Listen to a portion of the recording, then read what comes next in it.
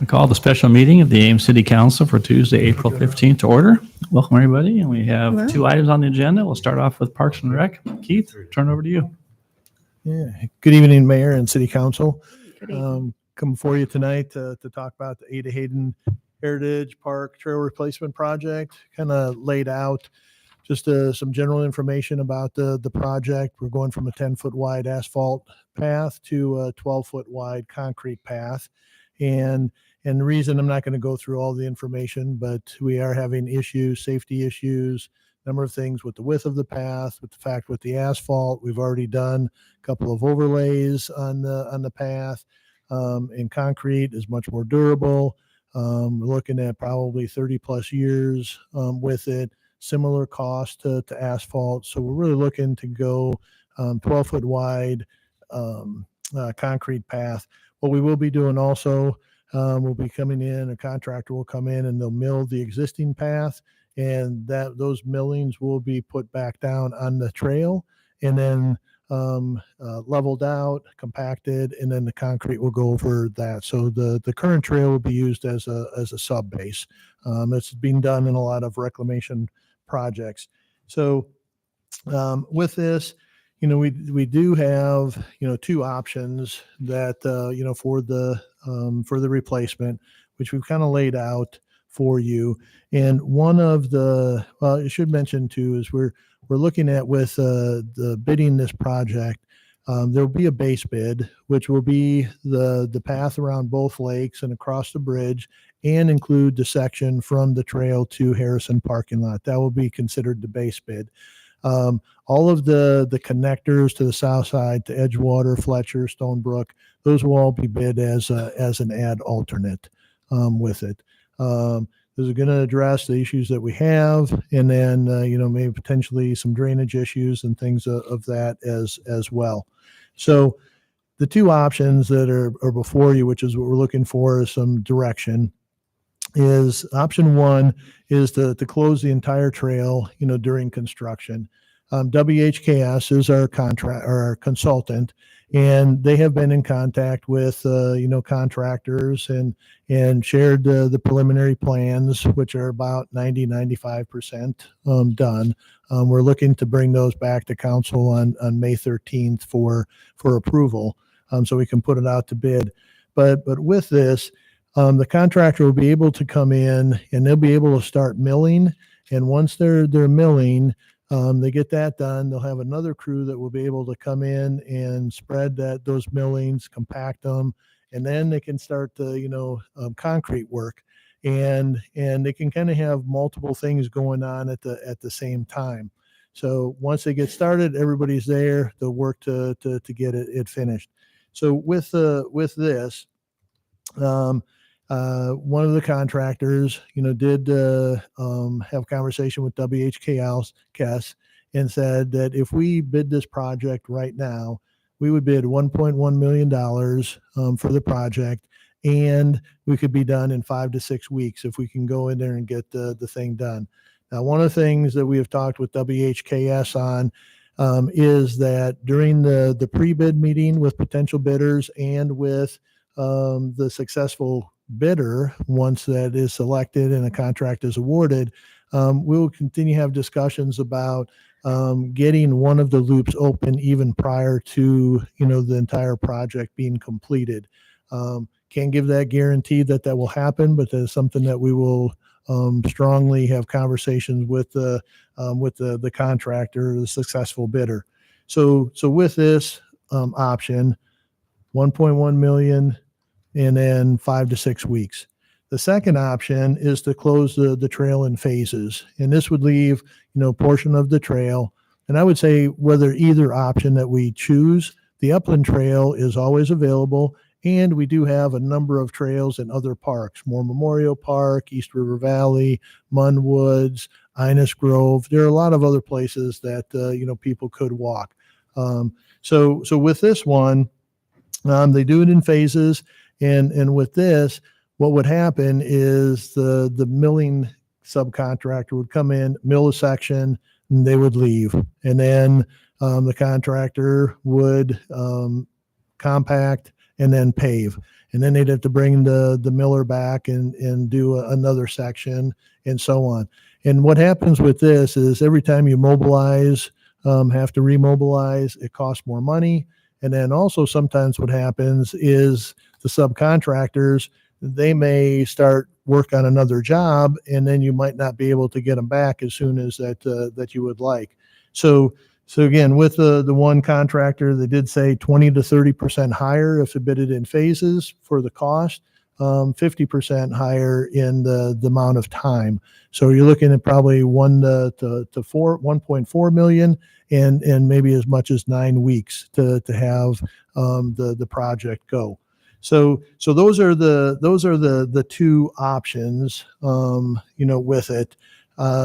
So if you look at it, we have funding available of 1.4 million.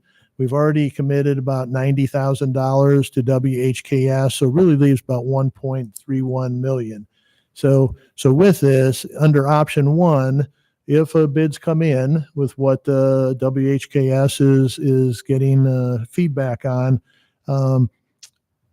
we would be able to do the base bid, the alternate, and the total expenses for this project be just under 1.3 million, would leave about a surplus of $110,000. If we did option two, again, 1.4 million, just the base bid itself is 1.4 million. We've already committed 90,000 to WHKS, and then if you add in the alternate, you're talking just over 1.6 million and about $218,000 of a shortfall, which staff has not identified any additional funding sources for this. So with this, we have had, and I'm sure one of you would ask the question, what is the Friends of Ada Hayden? What would they say? We have had, conversation. I have had conversation, not with the full board, but with the president and with another board member. And they understand, the option one. And the feedback that I got from those two board members was that they would prefer to have a contractor come in, get the project done and opened as quick as possible. And the fact that potentially one of the loops could open even before the entire project is completed, that's even, would be an added plus with this. So they do understand that, there's trying to be cost effective and staff is always looking for ways. But so that was a conversation I had with the president and one other board member. So we do have, two alternatives. Alternative one is to direct staff to bid the project to include the closing of the trail during construction. And that is what the city manager's recommendation is. Again, we understand that there will be an inconvenience to users. We also did have a meeting 2 weeks ago just to talk about a public input meeting. We had about 25 people available. Most of their questions, we talked about these two options that we potentially could close it. We could phase it. There weren't a lot of questions regarding those two options. They had more questions about what do we do? How are you going to tie it into others, the ramps? What are you going to do for the signage? What are you going to do with memorial benches? How long will it take? Do you have the funding? There's a lot of different questions that were asked. But so just want to let you know that we did have that as well. Again, option one, most cost effective. We would be able to do the base bid, the alternates, and have some money left over. Option one, option two, we don't even have enough money for the base bid. We'd have to identify some additional funding. So again, city manager's recommendation is to direct staff or approve alternative one. Thanks, Keith. Any questions? We'll start with Gloria. Do you have any questions?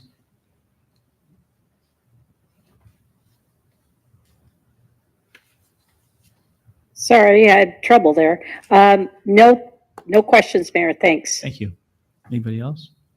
Keith, I have a few. And I agree with this, but for a reason we haven't talked about, and that's a safety issue. We have so many users out there. I'm nervous about the construction equipment, the concrete trucks out there, the chances of some kind of conflict between users and the construction equipment makes me very nervous. And so I think that's also a factor in favor of option one. But I had a couple just sort of small questions. There are some places where if there's a decent amount of rain, there's quite a bit of water over the trail. Is this a time to look at doing something with some drainage, some tiles or something while we have the concrete gone to work on some drainage? Is now a time to do that? Yes. So we've had conversations with WHKS on this, and they are looking. We did a walk of the entire trail with WHKS, some members of the Friends of Ada Hayden, and identified those various spots. Right. So you should mention too that the concrete is going to be several inches higher than what the current path is. So some of the water that's flowing across right now, we have talked about maybe doing some regrading. Some of it may not be exactly right now. Some of it may be done by internally with our staff with it. But yes, we have talked about that, and we may bid. We don't have that figured out, but we may have an additional alternate to address some of those drainage issues. But we're looking at different options to take care of those. Do you have a ballpark on the estimate for that? We do not. And did you go through that with Wolf by chance? Did Wolf show you some of the places? Yes. Yep. Wolf and Paul Demoto are two board members that walked the trail with us. And Wolf is out there multiple times a day, and Paul is out there almost every day. So the two of them were very valuable to do the walk with us, because they were able to say, yeah, it starts about here and it goes to about there. This is the issue that we face. So that's why we brought them along. So we're still working through that aspect, and we will have an update for you when we bring plans and specs on May 13th. That'd be great. I mean, I think if we could get this all, put a bow on this and take care of those drainage spots, that would be amazing. Yeah. Pragmatic question. A lot of organizations count on Ada Hayden for 5Ks and other events. Do we have a plan for, I mean, I assume that there are some events that are already on the calendar for this summer. What are your thoughts on that?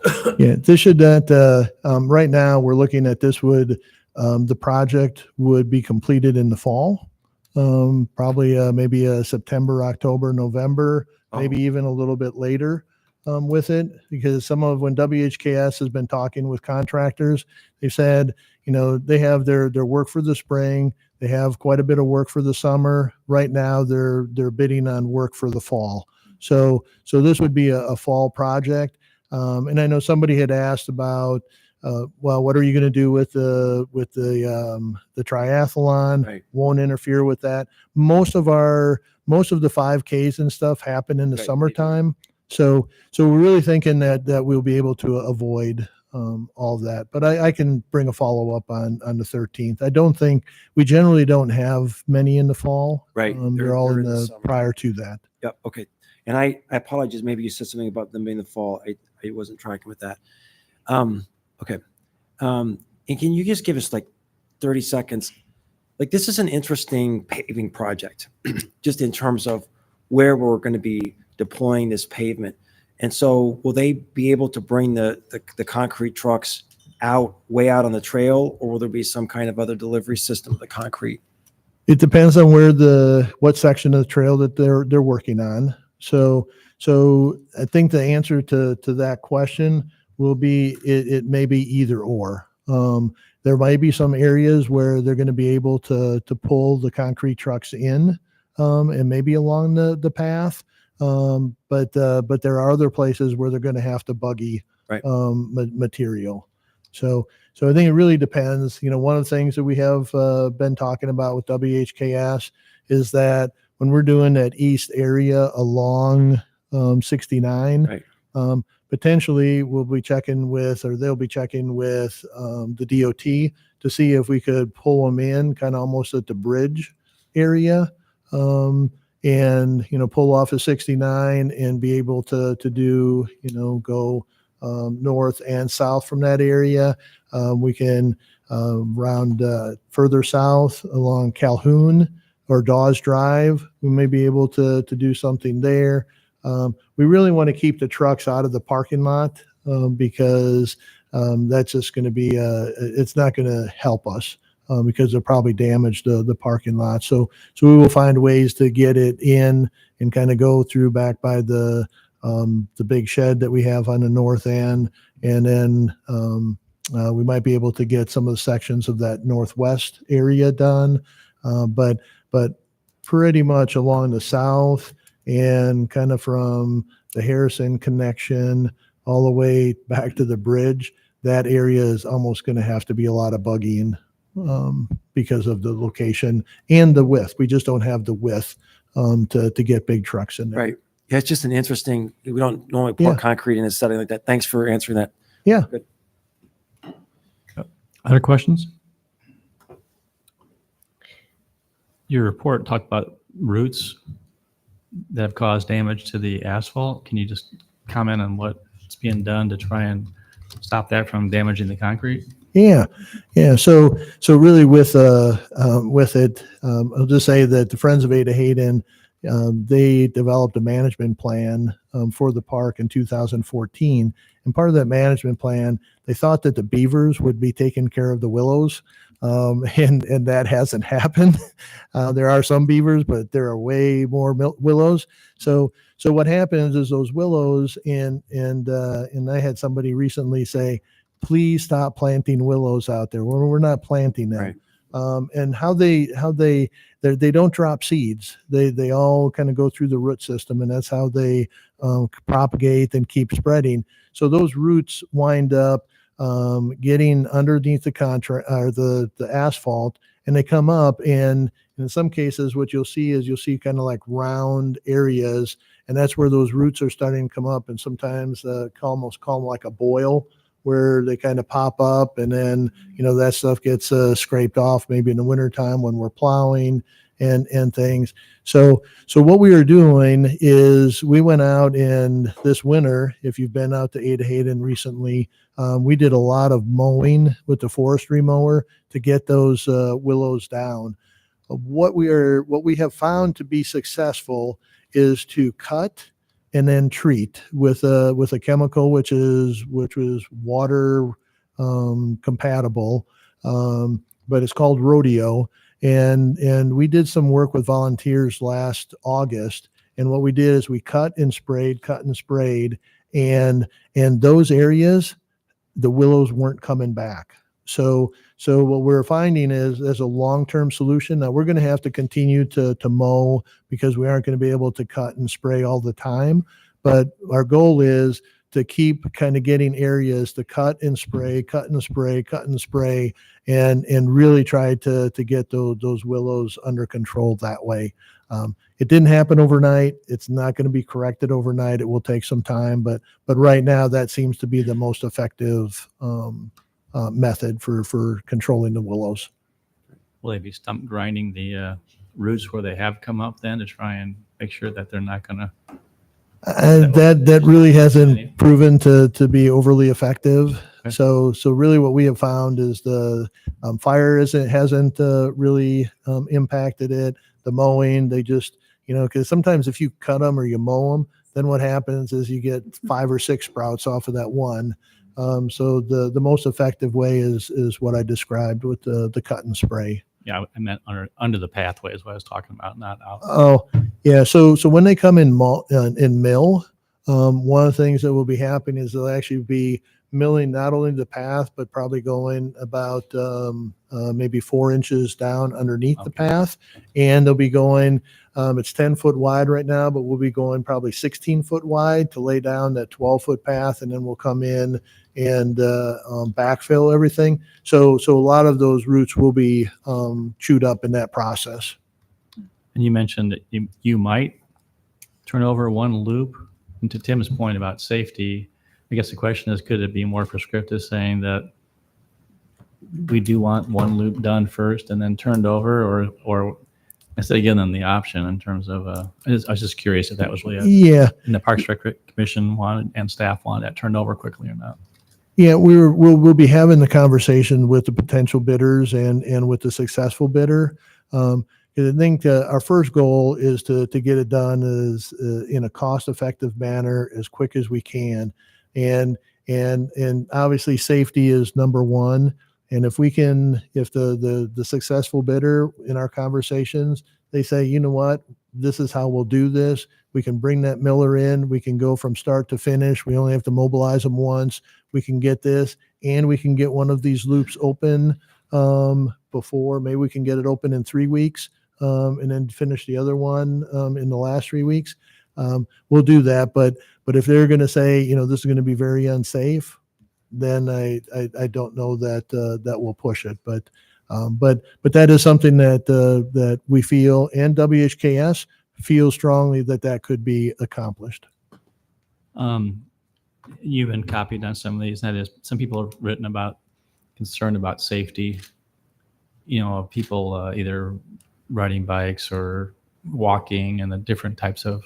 Yep. Can you just comment on what the commission has talked about and what staff has talked about? And Yeah. there's been advocates for saying, let's have two complete different paths. I mean, it's just, I think it's important to acknowledge that those have been received and also taken seriously, and just what kind of conversations have gone on at the staff level. Yeah, we have had conversation at our last commission meeting after council made the direction to the commission to include all of the the micromobility or the personal transportation devices. How do we manage those within the park system? So they did have some conversation at the last meeting. 2 weeks ago, we had the Ada Hayden meeting on a Tuesday night. On Wednesday, we had a public input meeting on our park policies and rules and ordinances and everything. And a lot of the discussion was around the personal transportation devices through emails and through conversation. And we will be giving commission an update on Thursday at their meeting. So, and I send all that information to council. You'll see some information in there about that.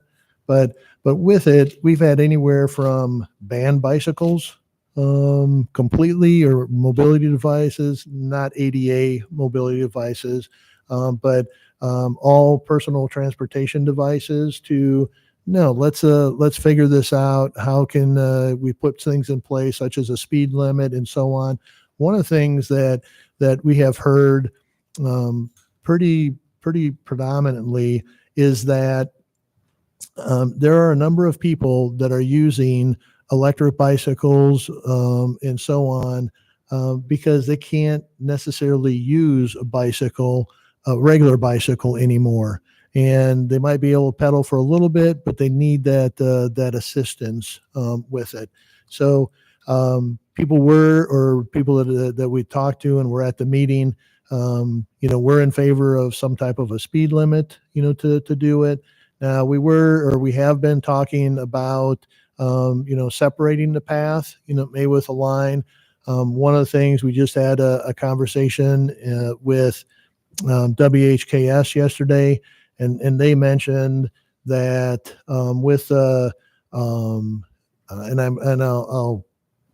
I'll mess this up, but there are different codes and different things.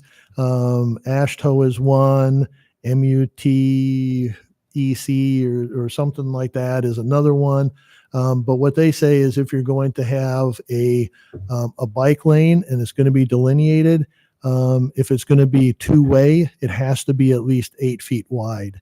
And we really don't want to put an 8-foot wide bike path and then 4 feet with pedestrians, when most of the people out there are pedestrians. So we did have some conversation about maybe doing some different things with signage, maybe some not necessarily a lane, but doing some things with stencils and stuff like that on the trail, that really the signage says, wheels stay to the outside of the path, feet stay to the inside of the path. We could go down to 4 foot if we did put a lane, but then the bicycles would have to travel in a one-way way around there. So one of the things that we found out yesterday is that it's going to tend to be potentially a liability issue for the city if we put this line down and there is a collision when some of the things are prescripted by SUDAS and city has, follow SUDAS guidelines or their thing. So we're still working through that piece, but we'll give you much more information on the 13th when, because we'll have it figured out by then. Great, thank you. We'll open up public comment. Is there anyone that wants to address council on this topic tonight? Seeing none, we'll close public input. Is there a motion? Move option 1. Second. Thank you. And just for those who may be watching our list or here, option 1 is to do what? Direct staff to bid the Ada Hayden Heritage Park Trail Replacement Project to include the closing of the trail during construction. Okay, thank you. Those in favor of the motion, please say aye. Roll call. Betcher, Aye. Edie Hansen, Aye. Rollins, Aye. Garten, Aye. Junk. Aye. All right, thank you. Thanks, Keith. Hey, thank you. Have a great night. Thanks. You too. All right, move on to item number 2, workshop on zoning ordinance update. Kelly.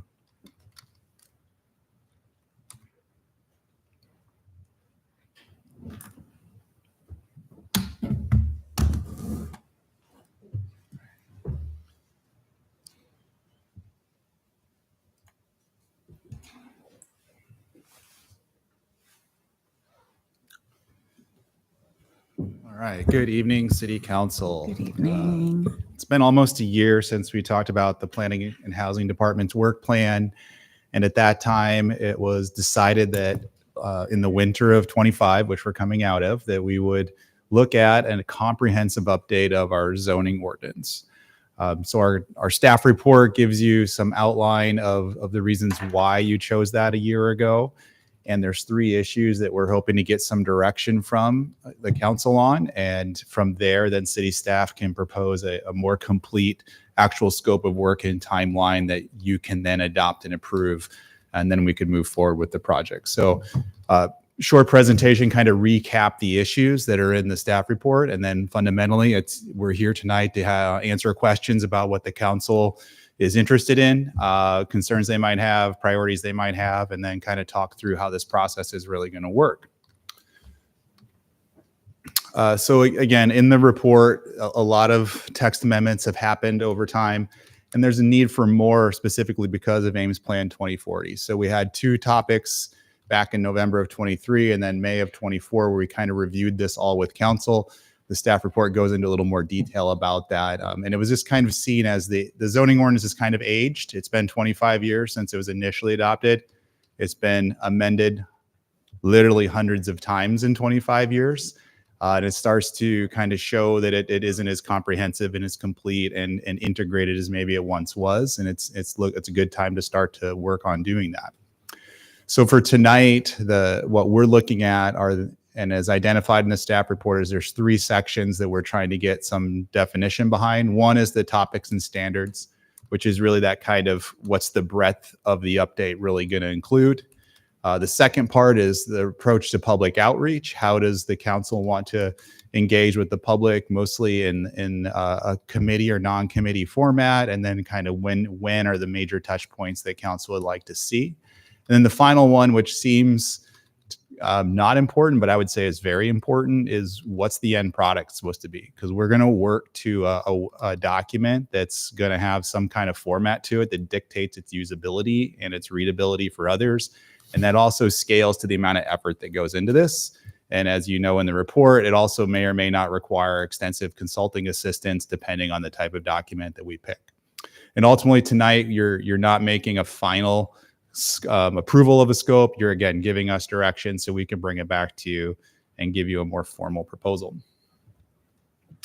So overall, we're looking at this as not just zoning, but as development issues. You have a lot of related issues in multiple chapters of our code. Are we going to rewrite 7 chapters in municipal code?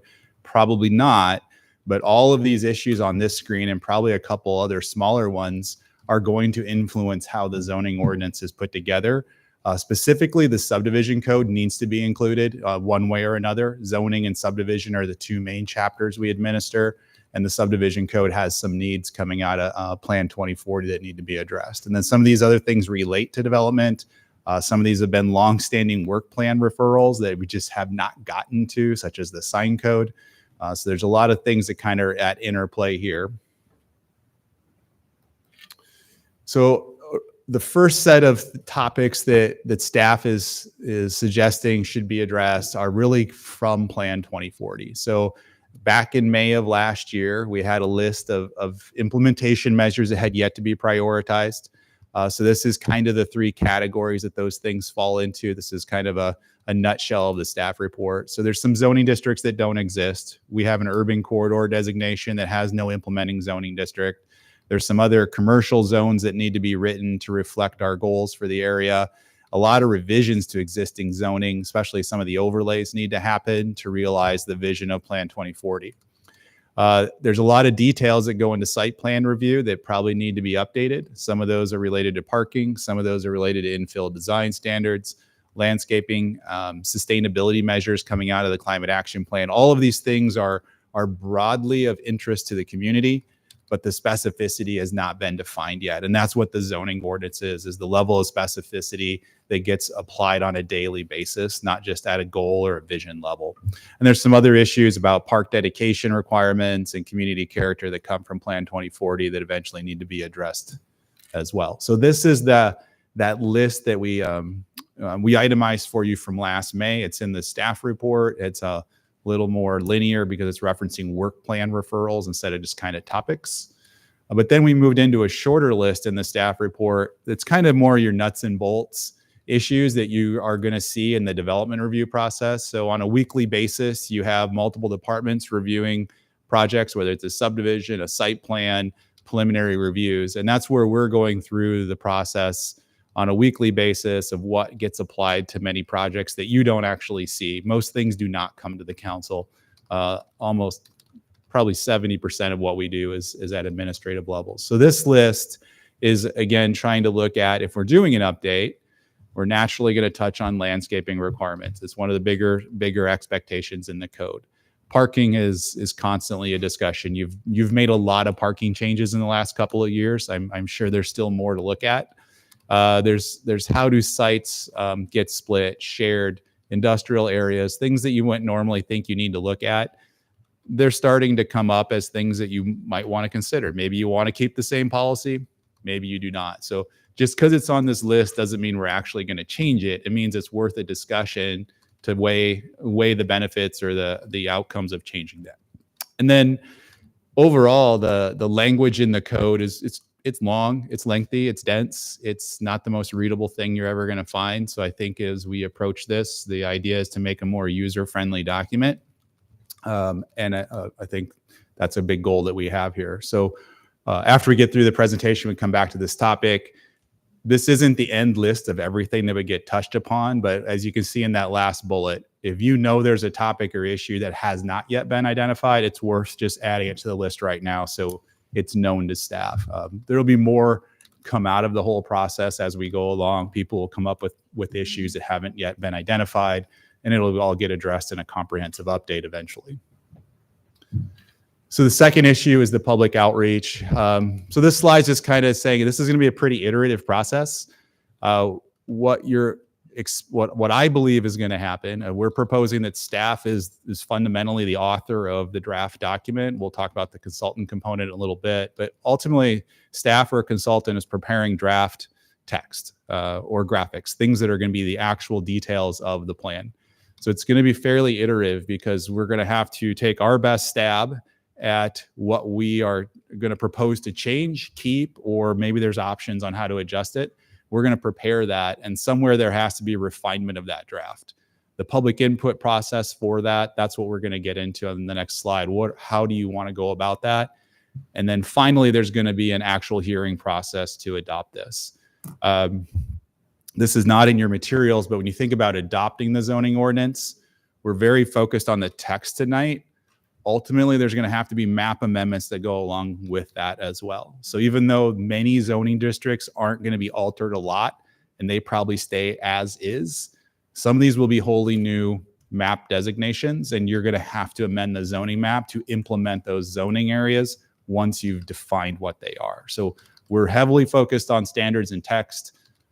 Eventually you have to amend the map to implement these as well. So in general, this is kind of what you have to think of. This is an iterative process. So how are we going to effectively and efficiently do this? So we said there's two things that we really need to understand from a scope of work perspective is how do you expect public outreach to function? So we laid out two real basic ideas here.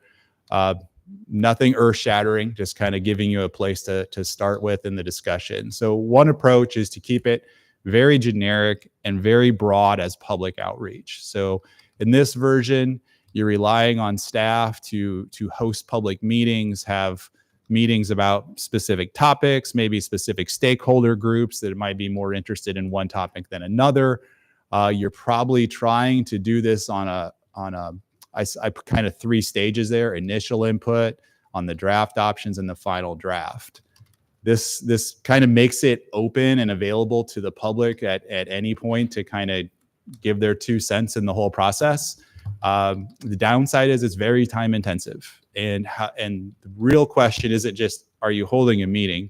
As you know, how do you get people to a meeting? That's the time intensive part, is how much are you spending on average, not literally money, but how much time and effort are you trying to drive people to an event or a meeting to get their input? And as a long process, will they stay engaged? Are you getting continual involvement? Are the people that provided input on day one, are they there for the next draft and there for the final draft? Or are there new parties coming into the process that are going to second guess some of the steps along the way? That's all fine to get that kind of input, where whatever you choose on day one, this isn't necessarily what gets adopted, but understanding how you expect the public to engage with this is going to be really critical for staff to be able to successfully administer this. So we do have one comment. If we go this route, the initial steps, I feel by that first slide with what council highlighted last year and from your development review experience, I think you have a pretty good handle on what you think the needs are of the zoning ordinance. I don't think at the initial outset, we're just asking for people's opinions about what are zoning or development issues you think we should change. So my opinion is that a heavy public outreach at the beginning is not that valuable, because I think council understands, or I believe council knows what they want to do from a topical perspective. It's when you know the details and how it's really going to function that the input will be more valuable, which is quite a bit different than Ames Plan 2040. So in contrast, Ames 2040 was about creating a vision. We did not tell the community what we're going to do. We went out and asked, what are your issues? What are your interests? And that became a goal, that became the vision of the council. And then we went into implementation. I don't think we're looking for vision here. So I think input at the beginning is more about awareness, and that you can engage with staff if you need to, but we're not trying to generate a lot of initial thoughts about how to approach topics. The second option is another pretty traditional element here. It would be to create some version of an advisory committee. So something like in the climate action plan, there was an appointed stakeholders group that went through council, and they were involved in that process. The consultant and staff would reach out, get some input with that group. Eventually it made it back to council, back and forth through that process. But we have a unique element here of the Planning and Zoning Commission. So one way to approach this would be to rely on the Planning and Zoning Commission to really function on a regular basis as that sounding board for the process. One benefit is they're familiar in general with development, not reviewing it on a weekly basis, but they see the subdivisions, they see zone changes, they get public comment, a little bit of familiarity with the overall process and the terms. So they can hit the ground running maybe a little bit more, and it's already a public meeting forum. There's just some built-in mechanisms that staff can utilize to go that route. The stakeholder committee version, the benefit there, I guess, is that you are identifying people that are very interested in the zoning ordinance update. You're selecting probably a diverse group of people to represent a variety of interests. The Planning and Zoning Commission is 7 members of the public. they're kind of a diverse group as well. They've been appointed over time for different reasons to the commission. So there's some trade-offs there. The commission could be a good option though, and just in terms of efficiency and effectiveness of working with someone that you know is going to be there. They're on the commission. So that's one option there. What we're looking at is no matter what, and I don't care how we go about general involvement, we're obviously going to use the website as the main tracking mechanism for this. So we'll have the materials constantly available. So whatever we prepare that's going to go to a meeting or to the commission or to the council will always be cataloged on the website. We'll have options for you to participate through that. Think kind of like Ames Plan 2040. You had 12 or 14 work sessions to develop the main chapters of that plan. Every presentation we made to you was put online before the meetings, and it was kept there for posterity. So if you came in late, you could see what council already did the 6 meetings before that. So I think that would help keep people aware of the steps as we go. Again, not earth shattering, but I just want to be reassuring that no matter how this happens, the website will be the main point of contact for most people that want to follow the project. Finally, at the end of this, again, picking the type of document does help staff define the level of work that'll go into this. In your staff report, I gave you a few hyperlinks to codes, recent samples of things I have seen, just things that I thought I'm not saying any standard particularly was necessarily what we would do, but I thought it kind of represented different ideas of codes, from pretty basic traditional text-driven things to having more graphics, using more tables, using hyperlinks to connect you to other parts of the code. So here's some different options. We talk about a traditional code, which is what we have. It's very isolated. You have a zoning ordinance. All of your topics are there. Subdivision code's a different chapter. The two they're meant to go together, but they don't talk. Like, they're just two separate kind of whole processes, along with some other chapters. It is, in some ways, it's efficient if all you care about is zoning, because that's all you have to look at. If you're a development project coming to council, you're integrating more issues than that. You're looking at zoning, you're looking at subdivision, you're looking at floodplain, you're looking at stormwater. All of those things kind of come together. So it's a little easier to communicate in some cases if you go with the unified development code approach, which is an effort to try to consolidate relevant aspects of development together. So if you're doing a residential development, you would look in the chapter about residential zoning and you would get a better feel for what's going to apply to you as a residential subdivision or a residential site plan. And you don't have to go hunt through the municipal code to find what's going to apply to you.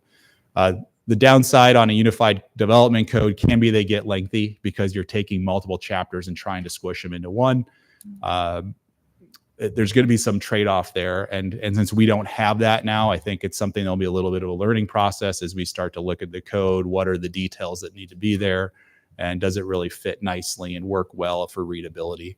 And then the third option is a form-based code that is a wholly different approach. A true pure form-based code, which I'd say there's very few of, cares very little about use and only cares about the form of a building. I think the pure sense of that is rare. Most people understand use within a building matters just as much, or maybe even more sometimes, than the look of the building. But no matter how you combine the use part, the form drives everything about the structure of the code. So the end result that code is striving for is a very detailed building type. The thought is it's what would then be more defined and predictable about what's compatible with the surroundings or the quality of the building, just different aspects of how it interfaces with a street, how it's buffered from neighborhoods. All of those things are just very prescriptive in how they're done. And it's a time-intensive process because it's very detailed. My comments in the staff report were that, based on our history as a community, that even though we have some areas with design elements that we will want to keep or add to, such as Downtown Gateway or Campus Town, overall the community has very little experience with this level of process and standards. So there would be an extremely steep learning curve. I don't even think I actually put the Des Moines link in. So the Des Moines is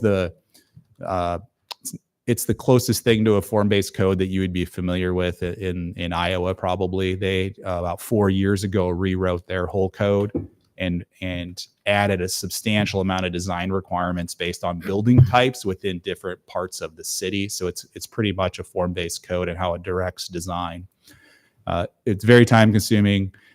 You have to be heavily invested, that you're willing to work through a wholly new process and say that this is what we're going for, because it would be a long time to write and a long time to learn and administer. So it's a big investment by the city if you go that route. But why this all matters in format is, again, how it comes together as a document. There's certain skills that staff has. There's other skills that we're going to need to look at a consultant to augment that. Right now, you have $100,000 set aside for consulting assistance as needed for this project.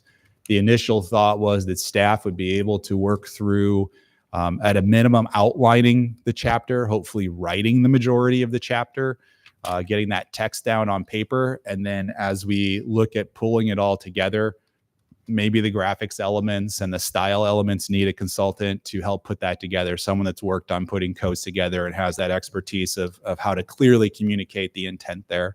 And that's what that money would help with. If you do go a route where you have more consultant involvement, something like the form-based code, staff is not capable of preparing that code. You would have to look to augment that budget, and we would have to go out for an RFP to hire a consultant at the beginning rather than decide in the middle of the process where we need assistance. So that's the big difference on this slide is option 3, the form-based code, has a totally different approach than either option 1 or option 2 would in how it's drafted.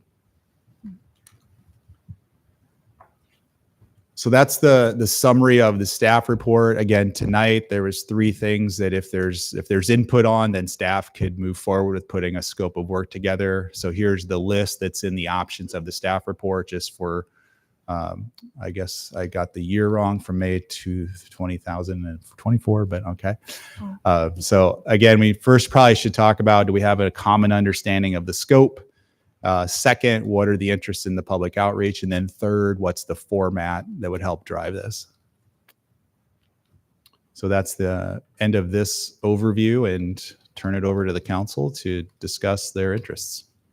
Thanks, Kelly. That was a great summary and helps us kind of like be focused here. So we'll start. Gloria, do you have any questions to start with? One question that I've got is regarding the form-based code. We've talked about it on and off a little bit over the years, and I'm wondering whether staff not having the expertise is a good argument to not pursue a form-based code. Sometimes I think we need to invest money up front to come out with the product that we really want or need.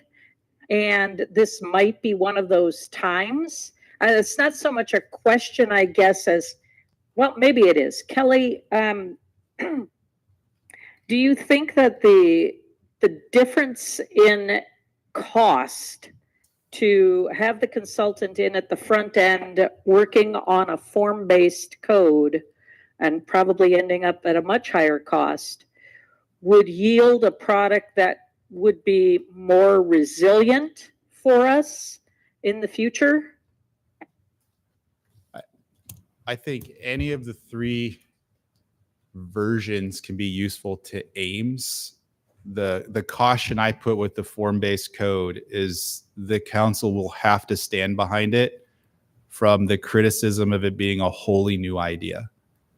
It can be very valuable to the city. I'm not saying that's true, but because it's a wholly different approach that no one has experience with, you will get critiques about that.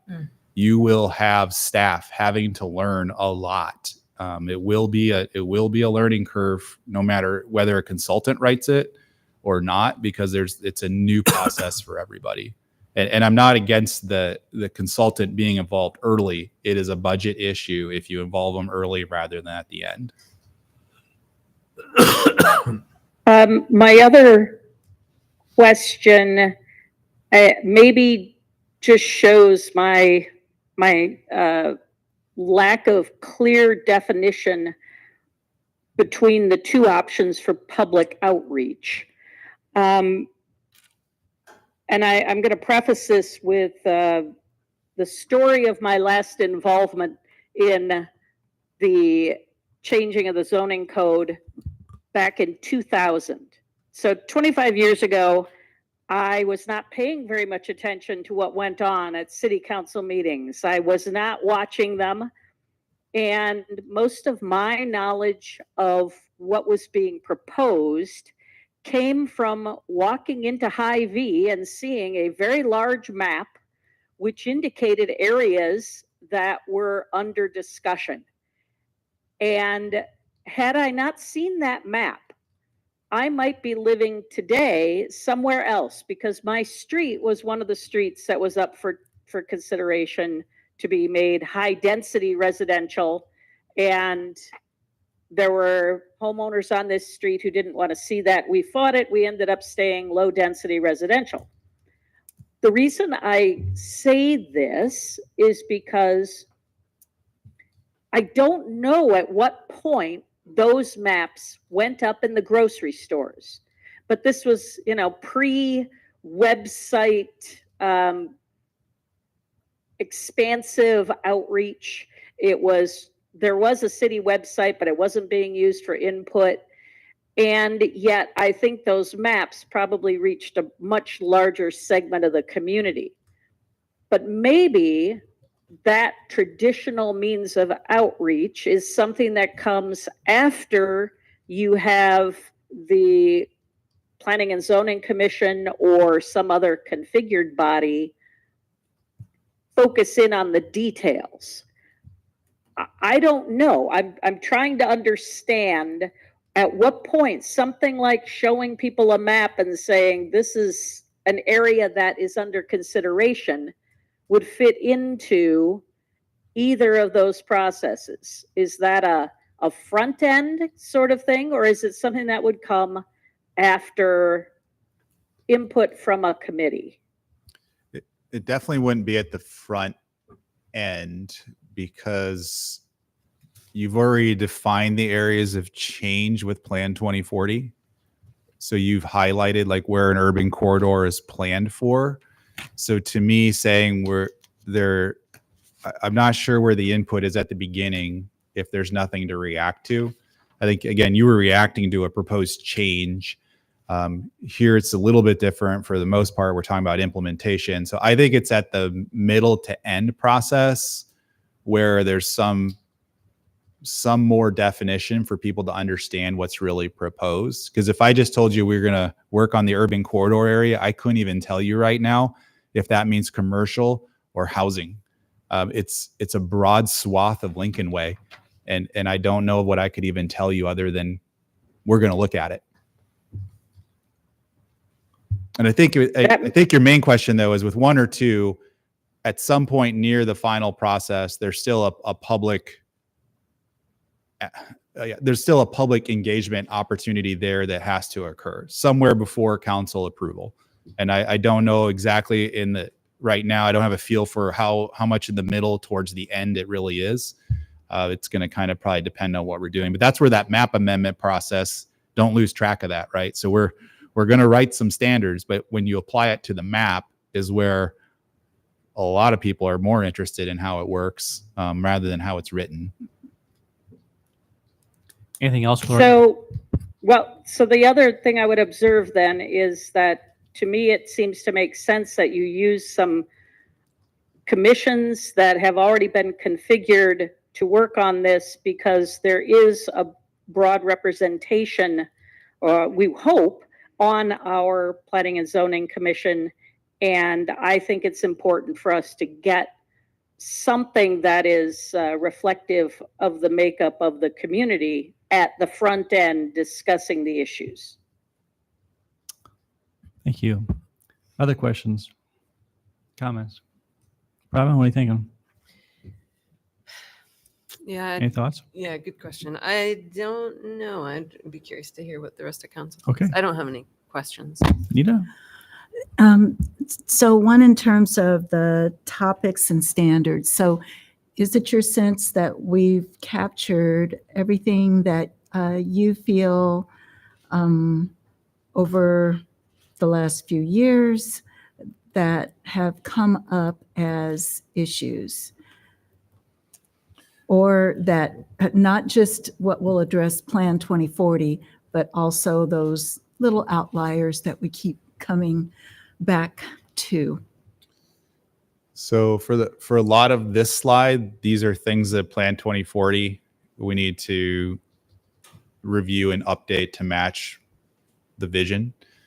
That's probably a pretty good list. That's probably comprehensive. We talked about it a few different times.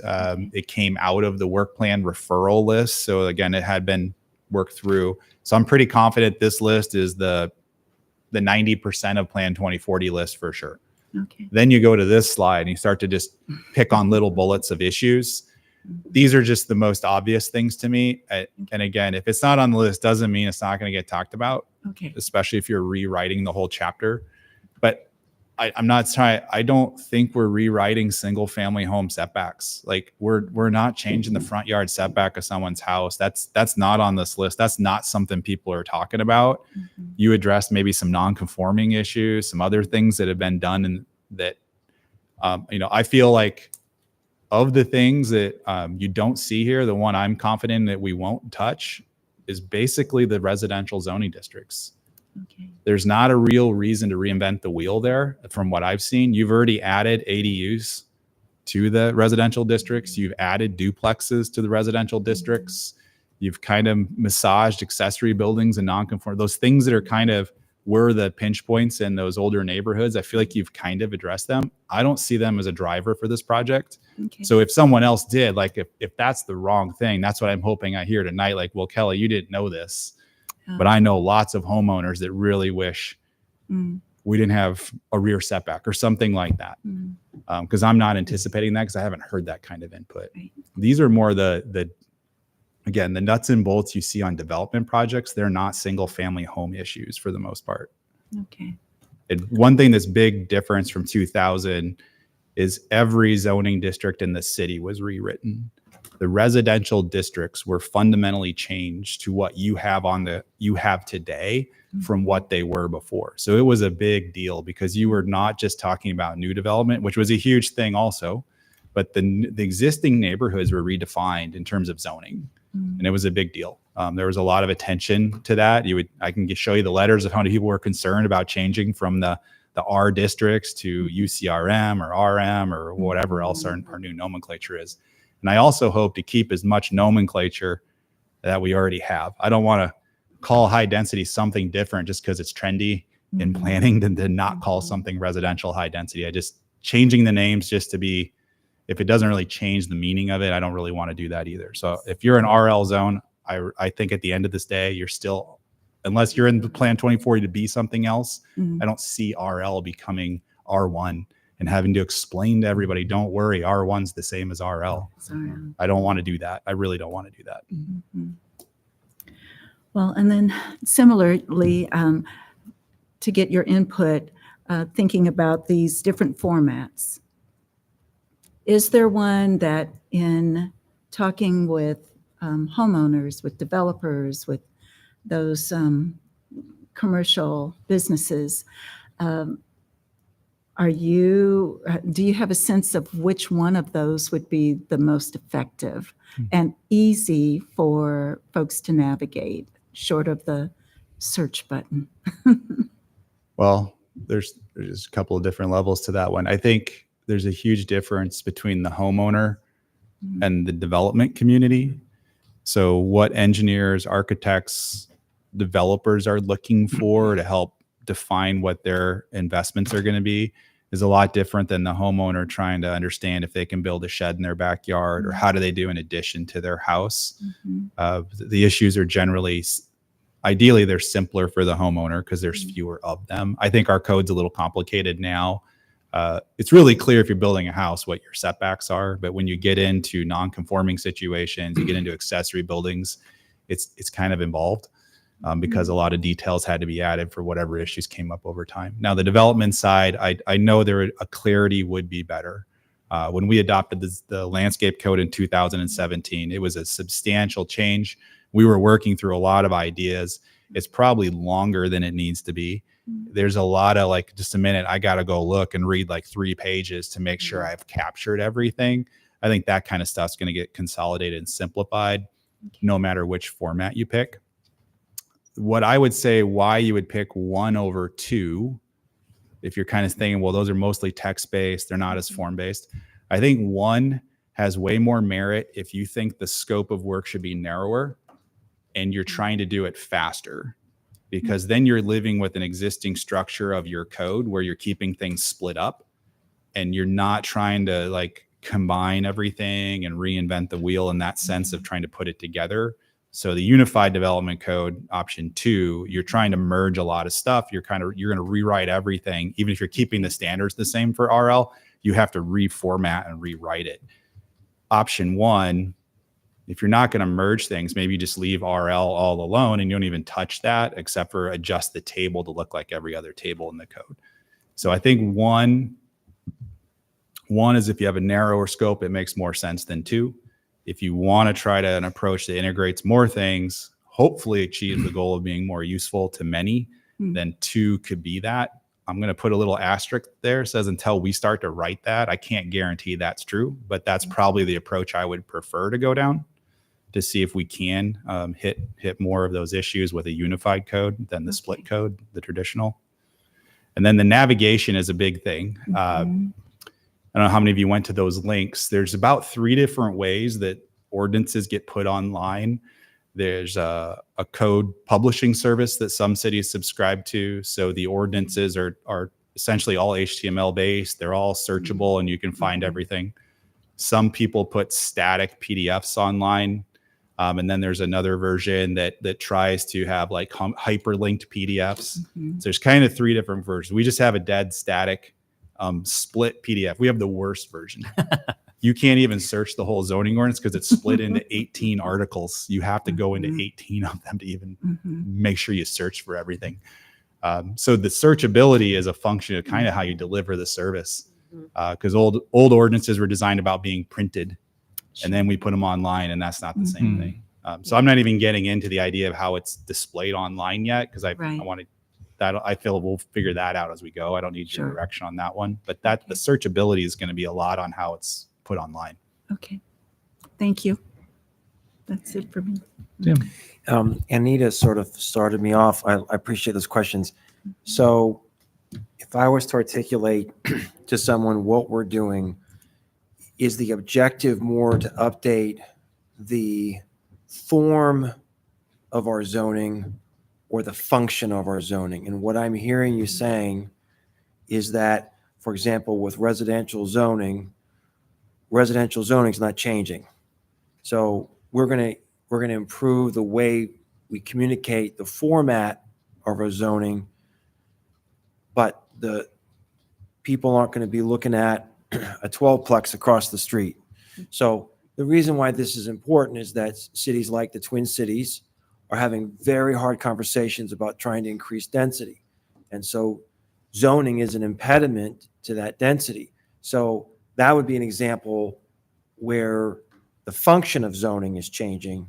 Here, we're not changing the function. We're really just trying to communicate more accurately. Am I saying that broadly correctly, Kelly? I would say we're selectively changing the function. Okay.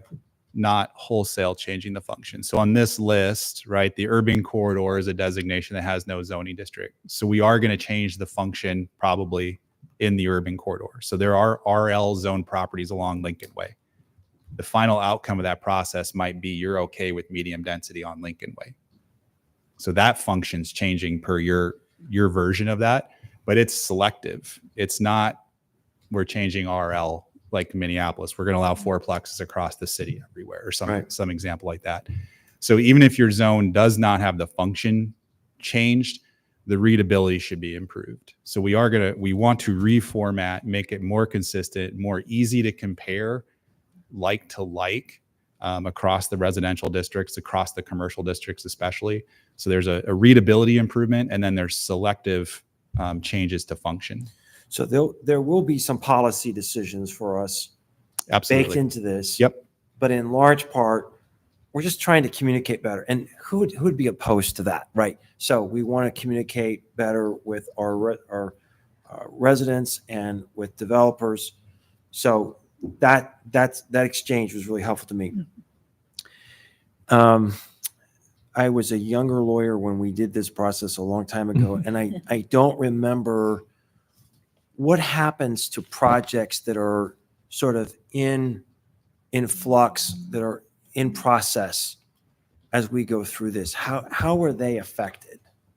Man, that's just music to my ears. The technicalities of administration of a zoning ordinance. Right. That's what I'm So- here for. Right. So it's a great chapter 1 that nobody reads in the zoning ordinance. You will have a transition language about the validity of an approval, whether it's in process, whether it has to have been approved, whether it has to be started. So where do you get vested rights in the old standards? You'll define that in the ordinance. The current zoning ordinance said that anyone that had a site plan approved, they were allowed to build that regardless of what the new ordinance said. So if you had your commercial site plan approved to build a gas station and we changed the zoning, say gas stations aren't allowed there anymore, if you had that approval, you were allowed to still build the gas station. That'll be your choice, how you agree to vest permits that are in process. So it seems to me, and this is new for us, that how we navigate that is going to be really important, because people will make major financial investments and decisions based upon whether they're under the existing code or the new code. And I'm not offering any suggestions on that. I'm trying to put sort of a placeholder.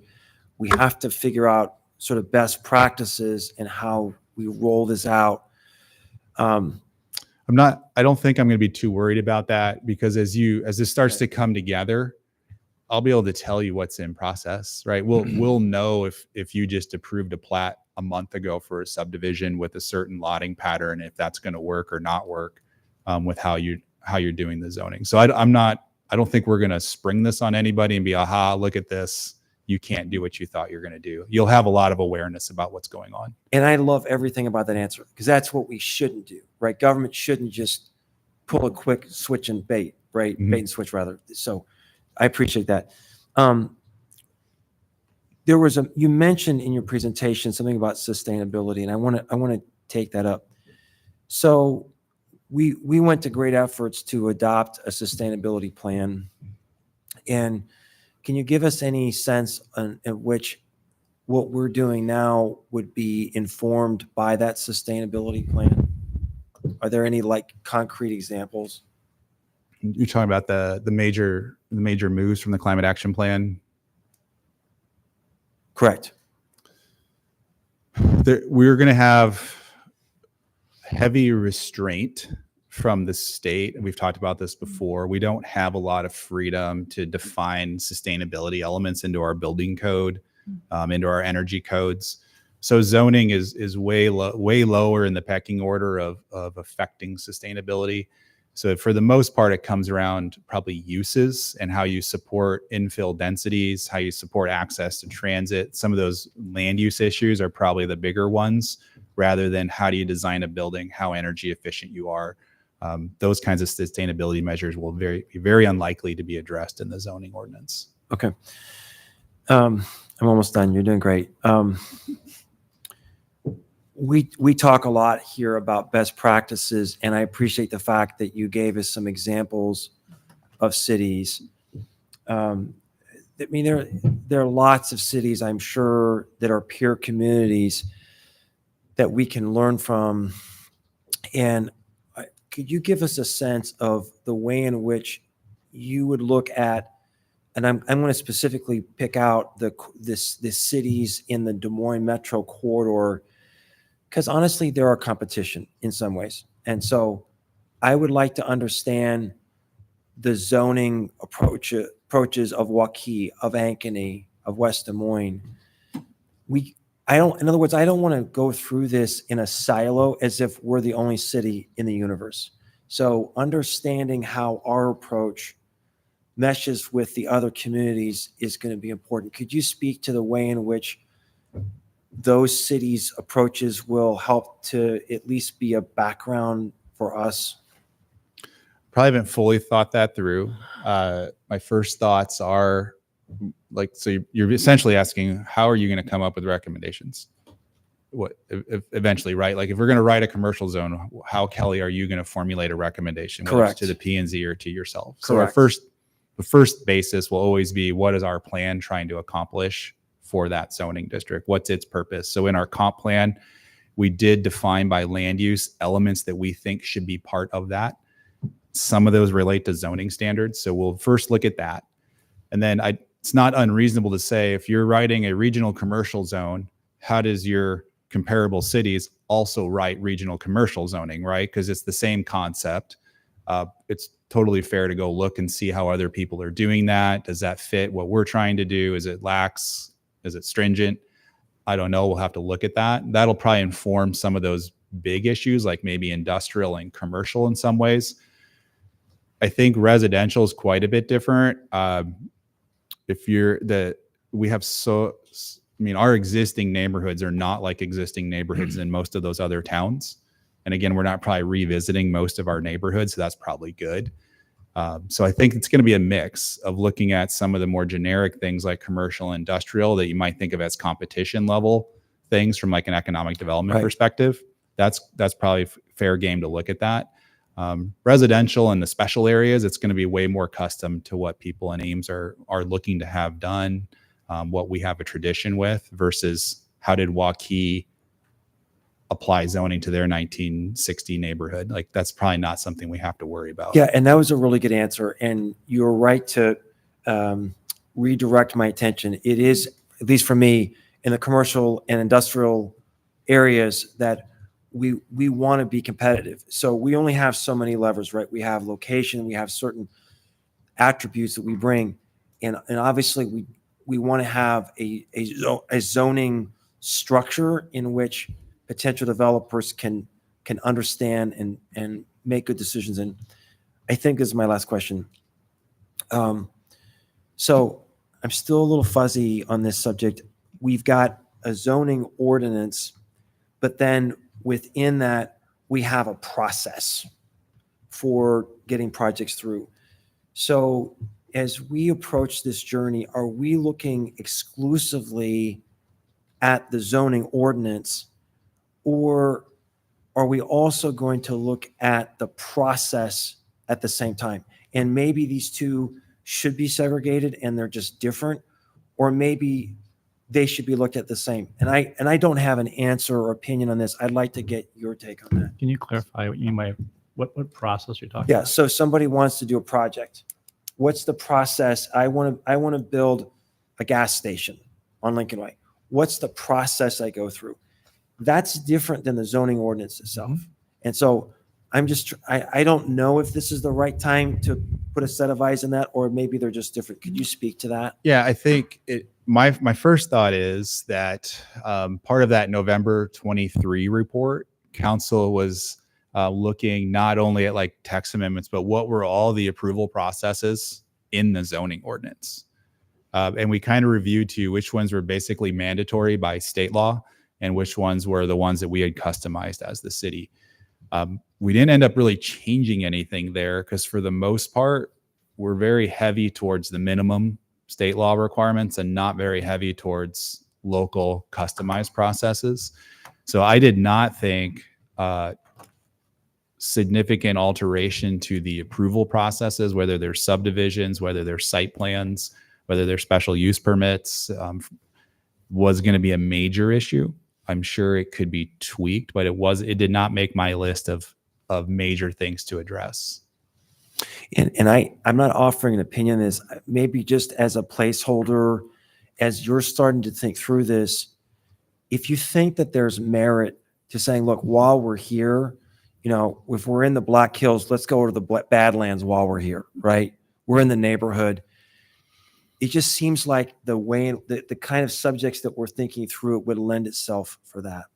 Yeah, and I think the other one that is related to what you're saying that you didn't hit on was the notification process. You had given us a referral about noticing, which relates to the process of approval. You're actually going to get that staff report on Tuesday. So again, that's one of those things where I think we've dealt with many of these issues that I assume we're just going to move forward. So like whatever decision you give me next week about notice, 9 months from now, I'm not going to reinvent the notice decision, right? Like, so as long as I'm moving ahead with what I've heard in the last couple of years, I'm not envisioning changing that, but we are going to have to rewrite the process because it is in the zoning ordinance.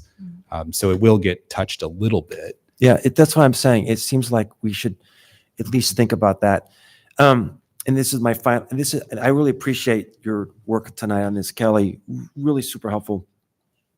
And this is really more for council. So we're not going to take very many opportunities in our lifetime to do this.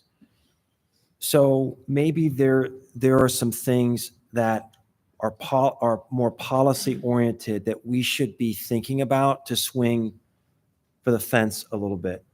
So it's not just restructuring the format, but it's actually the form. It's actually looking at the function. And let me give you an example.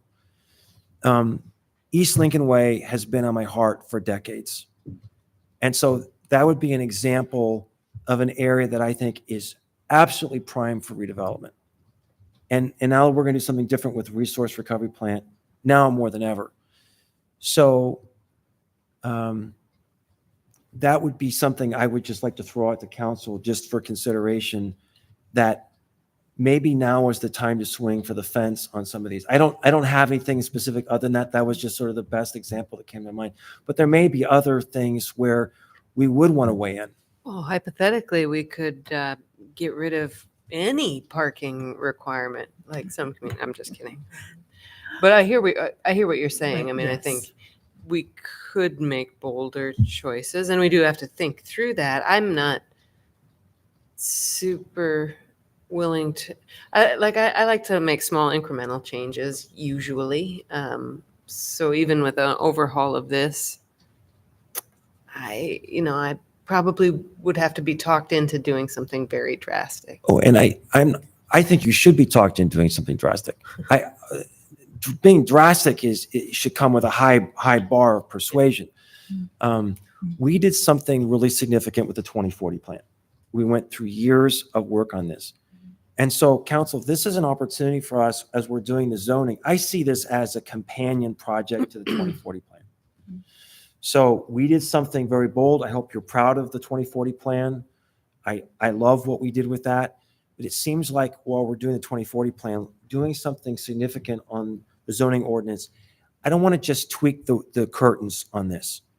If all we're doing is tweaking the curtains, maybe that's okay, but we just do this so rarely. It seems like this is the opportunity to sort of think outside the box. Let's be creative.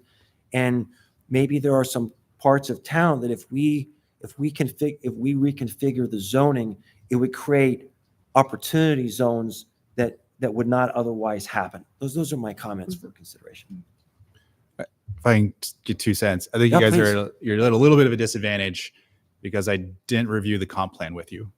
So like your East Lincoln Way example, it's in the comp plan as an area to study. It's actually an urban corridor, which we have no zone to implement. So that example is, there's a policy question there. Are you going to go commercial? Are you going to go housing? Is it mixed use? That's something that you're going to have to get into. So that's why I think it's a little unfair because I didn't refresh everything about the comp plan that's already driving a lot of this. So again, this slide is pretty important because it is taking the unresolved policy questions and they're going to get resolved with the zoning ordinance. And so there might be some other ones that aren't in the comp plan, but for the most part, I think the comp plan is already going to make you have to make decisions, and it's in specific areas. Yeah, thank you for all those answers, Kelly. Rachel. So a little bit of a comment on the form-based code and then maybe a question. So I've seen it some places for like a whole city and some places in just a specific area. Would we do or could we do like a form-based code for like downtown or campus town or a specific area within one of these other options? Yeah, I think I alluded to that you're probably going to have those two areas, downtown gateway. You're going to have more design expectations there than other parts of the city. So having an additional graphical section about that's not going to be abnormal. That's where that other consultant can come in and help make the graphics that articulate that. Like, for example, in downtown Gateway, we have a number of building material, glazing requirements, just different things there, but there's no pictures. Okay. So the form-based code would have skipped the page of words and put a picture there and said, here's all your footnotes that you have to do to have this building approved. Like, that's just a different approach. This similar outcome though. So it'll make a lot of sense for those more urban design areas where you have an expectation in your head of what you want to see there. I think that'll be valuable, whether it's truly a form-based code or not. Okay. And then on the Unified Development Code, I saw the downside. It could be like difficult for smaller average projects or just be too much. Would that be like a rehabilitation, or what kind of small project do you think would be maybe limited or overburdened by a UDC? I think it's probably anything that you think of as small. Is it a homeowner doing an addition and they crack open the code to their RL zone and you see, okay, I'm allowed to do this. Oh my, if there's a floodplain, this applies. Well, floodplain doesn't apply to my property. Like, they're going to get stuck. Possibly they might get overwhelmed with how many things are listed there. It could be a small commercial project too. It's the larger development, new development stuff. It's very helpful because then there's no, oh, you didn't know about chapter 6. Here's chapter 6. Go read that now. There's going to be a balance there. I don't know until we get to it about how it's going to be perceived by just the average user. Okay. Anything else? I think those are my 2 questions. You mentioned process and talked to Tim. Is that memo and the process you're talking about is like what Old Town and the historic preservation? That question, will that kind of be teased out? I would say the referral request for the special use permit, that was an in-depth reinvention of that. That's something that during the update of the code, you'd probably need to tell me to do that. I probably would not come up with that level of change to a permit process. So I was thinking more in terms of clarifying versus changing the process. It's just more or less if there was a question on whether or not this should go to HPC or should go someplace else, if there's a way to clarify that. Because I think just to kind of one for our residents and 2 is for staff, just so there's more clarity and not having to. I'm all about trying to minimize the time you have to spend. The other devil in the details that no one's going to think about is the definitions. Those are going to be super critical. Okay. Those define so much of how the code works. And some of those critiques of social services, what's the definition of that use, right? So not just social service, but there's a lot of uses. How we take the current description of those and keep those relevant, but maybe add detail. There's going to be a few of those that are going to be decisions you'll have to make about how detailed they get. And then the little references of who administers what in what order, that's not a big issue. That's something that should just get addressed for readability. Yeah, I was just thinking back over the last 5, 6, 7, 8 years, things that come up, just how can we kind of pick those up to try and again streamline the process. I'm selfishly thinking for council not having to, get a referral or get a request and referral because it's actually addressed, and then staff can quickly answer the question and essentially respond in a timely fashion for our customers. And then the last question I have right now is just, I know we have south of Lincoln Way and just south of downtown, there's an overlay that I've heard from at least one developer just saying that overlay, while it won an award, has been so limiting. Nothing really has happened very much in that area.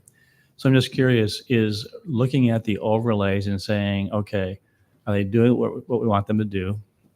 Are there things that we should consider changing, tightening, making sure that we're clear? Is that part and parcel of, you're asking for, do you have all the buckets, so to speak, or all the pieces in the bucket? Is that something that you envision by some of you had like 10 points and then you had 6 bullets. Is that part of that? So my thoughts are, I want this to eventually get done. So there's going to be some choices of getting the majority adopted and then there's pieces that'll have to trail. So the South Lincoln mixed use, you have that identified as a redirection area to be rewritten. It might get done with this, but I would not want to delay adopting multiple zones across the city because we're stuck on how South Lincoln is finalized. Like we might be at 85% and you're hashing out a lot of stuff. So I think some of those things you might be like, okay, this is a great starting point. We're going to set that aside so we can get the whole ordinance adopted. And then we'll come back and finish South Lincoln. Maybe the East Lincoln Way area, again, it's a big area. There might be more than one answer, and you might adopt standards, but not do the map amendments until you've had additional outreach and additional discussion. So that's where the two-step approach might be helpful, as you get majority done and come back for the hot points to discuss later. So I think you're going to have to work with staff on when to stop working on something if it's holding everything back, or say, nope, this is critical. I want this all done together at some point. Well, I think that my observation is this council puts a lot of confidence in staff to give us feedback. And I think it was a great answer saying, let's get this done. But what's the prioritization of things that we talk about?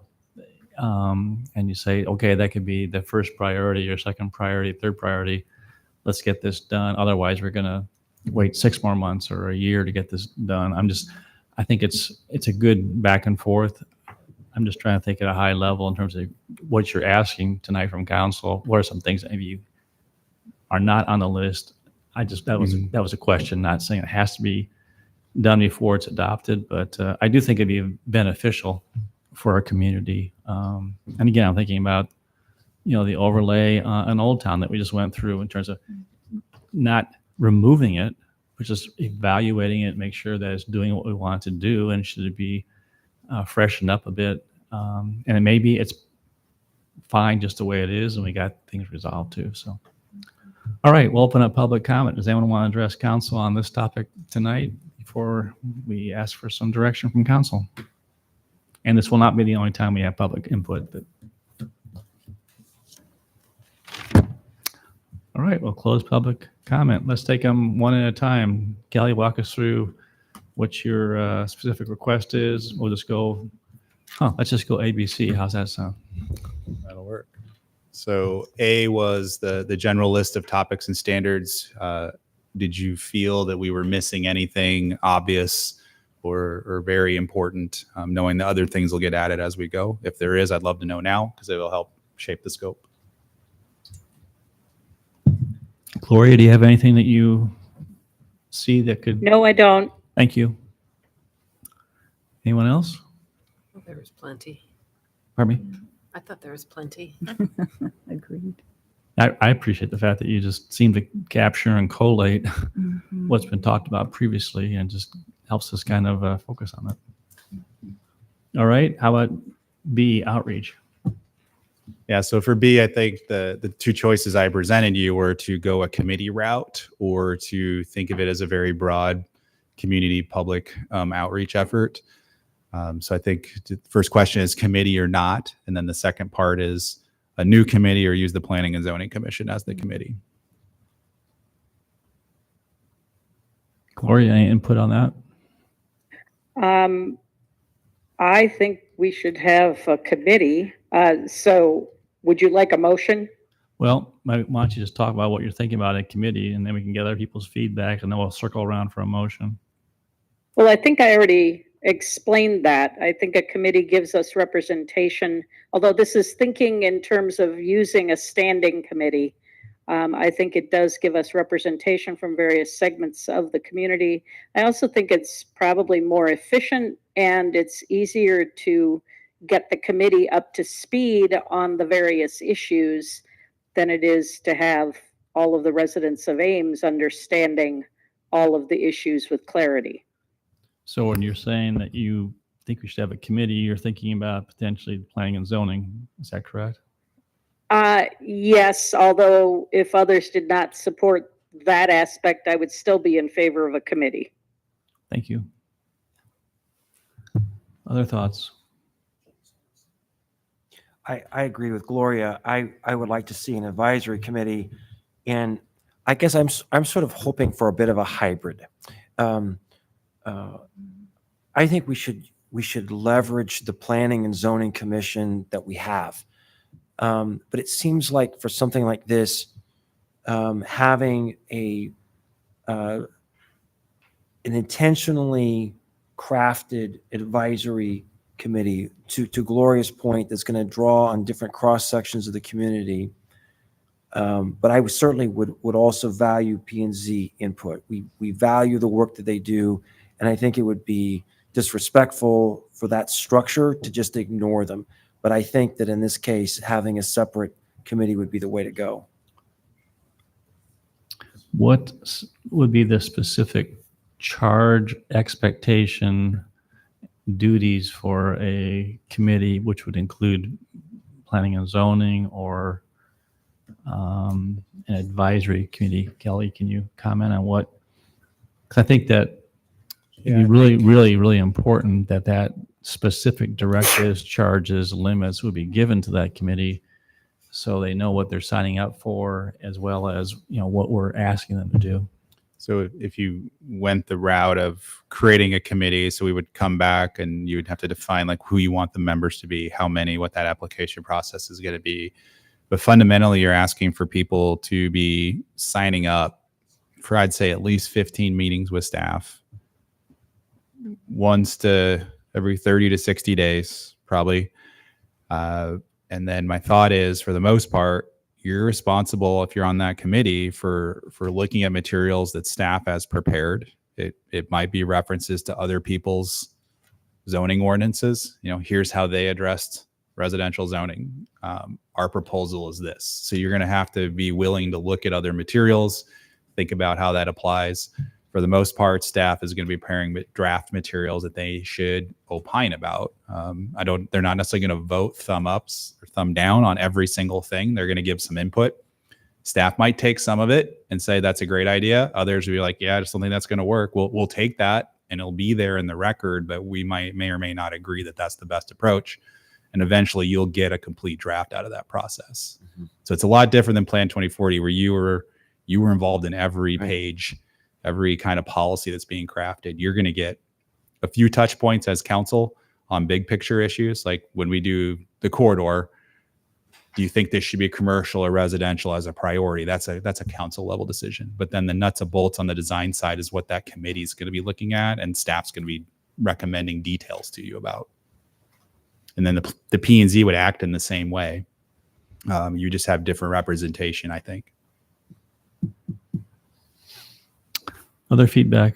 Just a question again, Kelly. So is this, asking P&Z to do this, is this something that is within the scope in terms of time commitment? I guess I'm just wondering, could people?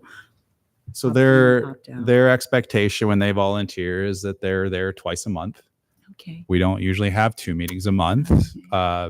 So my intention is to generally use a standing meeting, not extra meetings. So we would work through it in that way. Clearly, if I had 4 current planning items on agenda, I'm not going to throw a significant zoning ordinance update on that. So we'd work around their schedule a little bit. But in the past 2 years, it is not an overwhelming schedule in terms of commitments of development projects. Okay. So I don't see them taking on an extra time burden, other than they'll have to come to the meetings that they were assigned to more frequently. Okay. That's helpful. Thank you. I think that's totally fair, because if you thought you signed up for one thing, Yes. and council's adding Saturdays to your list, that's probably not a fair request. But I'm trying not to do that. Keep them on the Wednesdays. Okay.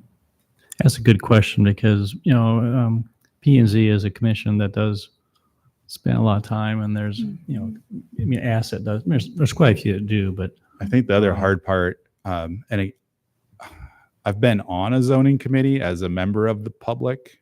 There's a huge question. Is that a nighttime activity or is that a daytime activity? Like, what's the expectation of people's time in terms of, are you committing an evening? Are you trying to leave work early, go to work late? Like, there's a lot of aspects to try to figure out how that schedule works. If it's at night, where are we holding that? Council chambers is used a lot. Like, there's a lot of offsetting calendar issues that we'd have to work through. So that's why I can't give you final answers until I hear what you want that's where we have to go back and formulate a proposal of how to deal with what you want done. Yeah, I think what it is and what it isn't. I think your example is great in terms of the Ames 2040. This is completely different. This is more technical in nature, and it's more. Yeah. Rachel, any thoughts? Yeah, I think using P&Z as a starting point would be good, but I'm also cognizant that's only 7 people. And so I Mhm. think, yeah, adding some more people into the mix also would be a good idea, having a larger committee. It might also help create some ownership, and the fact is of people that are like in the development community, home builders. If you had like an architect or an engineer, on there too, that are actually using the code and could give some feedback. But I think the devil's in the details and being clear on the scope and also the time commitment, because if you start out and all of a sudden they start trickling away, that's not going to be very helpful for staff either too. So Yeah, I'm not sure how to augment the commission with more people. no, I think it was 2 different groups. Yeah, so then I'm starting to wonder what's the repetitiveness of that at the same time. So again, I'm being a little bit protective of staff time. If I'm doing the same exercise with 2 groups, a stakeholder committee and the planning and zoning commission, yes, I've made the materials once, but there is just more time in going through that and cataloging that. So I think that's something to be cognizant of is what are you expecting if 2 groups are involved? That's a really good That's a question, really good Kelly. point. And we're sort of making this up as we go along tonight. I know. And so that question really helped me. So I think when we think about the strengths of the P&Z, they develop an acumen for evaluating proposals based within our current structure. And so if we use sort of a descriptive versus prescriptive analysis, P&Z is going to be more descriptive. How do we apply the rules that we have? What we're looking at is more prescriptive. What should it be? And so getting input from a variety of different stakeholders who are going to think outside the box, who are going to think long-term for the community. That's what I would aspire for that ad hoc committee to be. But I also value the voices of the people who are regularly working with this. And so I'm just brainstorming, but it would seem like you could create sort of logical benchmarks where we would say, this is a place where P&Z, we would invite your input. And if you don't have any input, that's great. But we would be wise to leverage their wisdom in this process. And I think that we could sort of figure out logical places for that. So are you suggesting, which you are, I think it sounds a really good idea, an advisory committee would be the main committee, and then maybe 3 or 4 times along the way, or when Kelly decides, you take something and just run it by P&Z, not 10 or 15 times, but maybe Correct. along the way as a touch point, or when he thinks it's necessary to kind of get some feedback or ask them to look at it because they're familiar with it. But then you're primarily the quote workhorse is the advisory committee. It's made up of people from different walks of life in the development, whatever it is. That is exactly Okay. Do you think you create that separation, those topics? Yeah, think about it. We're not going to have the. What's the final maximum answers. number as a workable group do you think is possible?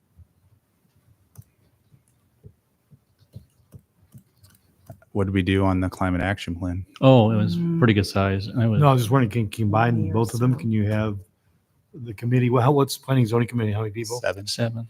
If you had 7 more people from different walks of life, 14, is that too many? What do you think? Well, the other Seems option like is- plenty. Like, I mean, And if you're starting from have one, scratch, not yeah. do the bifurcation. Yeah, I was one just larger trying to group think of about 40. how to merge. Pardon me? I was just trying to think through if there was a way to merge the Yeah, I was concepts. thinking- Or another option would be is maybe you'd ask 1 or 2 people who was on planning and zoning to also serve on it. They would basically, they would take that on, but you wouldn't have the whole P&Z commission. I mean, maybe there's a couple people, Trying to get one committee. yeah, or one person. I don't know.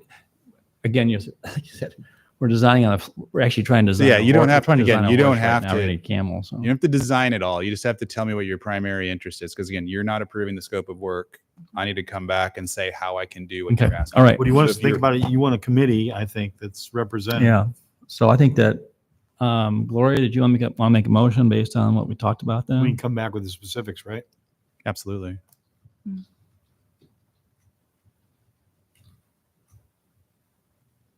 Gloria?